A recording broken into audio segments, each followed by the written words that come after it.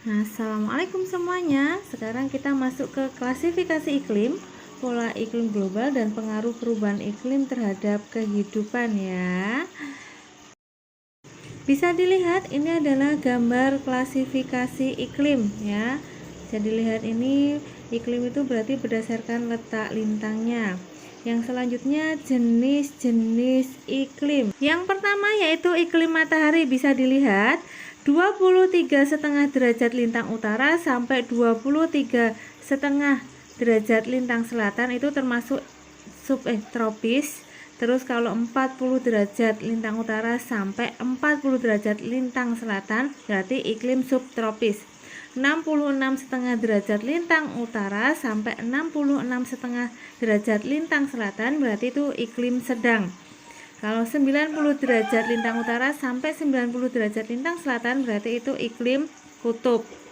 Yang kedua yaitu iklim Junghun. Iklim ini ditentukan oleh ketinggian tempat dan jenis vegetasinya atau tumbuhan. Bisa dilihat ketinggian 0 meter sampai 600 meter dengan suhu 23,3 derajat sampai 22 derajat Celcius nanti ditumbuhi oleh tanaman padi, tebu, karet, kelapa. Itu dinamakan zona panas atau daerah panas. Dan atasnya lagi 600 meter sampai 1500 meter dengan suhu 22 derajat sampai 17,1 derajat Celcius. Nanti daerah sedang ada tembakau, kopi, coklat, dan padi. Dan seterusnya bisa dilihat di gambar, silahkan dicatat juga ya. Yang ketiga yaitu iklim Schmidt-Ferguson. Bisa dilihat di situ, itu ada bulan kering, bulan lembab, dan bulan basah. Artinya bulan kering itu memiliki curah hujan kurang dari 600 mm setiap bulan. Kalau bulan lembab itu sekitar antara 60 sampai 100. Kalau bulan basah, bulan yang memiliki curah hujan lebih dari 100 mm setiap bulan ya. Bisa dilihat di gambar itu ya. Terus ada rumusnya, jumlah rata-rata bulan kering per bulan basah dikali 100%. Nanti masuknya tipenya seperti apa bisa dimasukkan di sini. Nanti udah ketemu ada tipe A, B, C sampai H ya. Oke. Iklim yang selanjutnya yaitu iklim menurut Köppen ya. Iklim ini menggabungkan temperatur atau suhu dan kelembapan rata-rata bulanan dan tahunan ya. Bisa dilihat ya.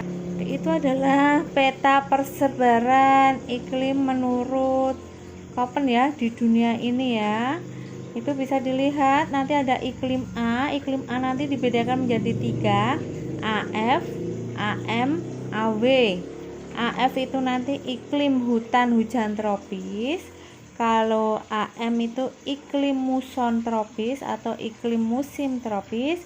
AW itu iklim sabana tropis ya.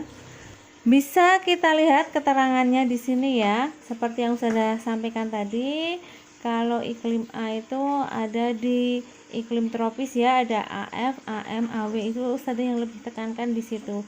Silahkan kalian hafalkan dan pelajari lagi ya. Yang selanjutnya iklim yang akan kita pelajari yaitu iklim Oldman.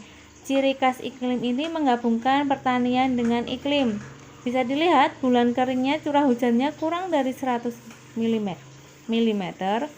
Bulan lembabnya antara 100 sampai 200 mm setiap bulan. Bulan basahnya lebih dari 200 mm setiap bulan.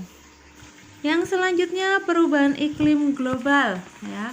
Faktor penyebab perubahan iklim global. Yang pertama pemanasan global nanti disebabkan oleh transportasi, pembangkit listrik dan industri, sampah, penebangan dan kerusakan hutan, serta pertanian dan peternakan.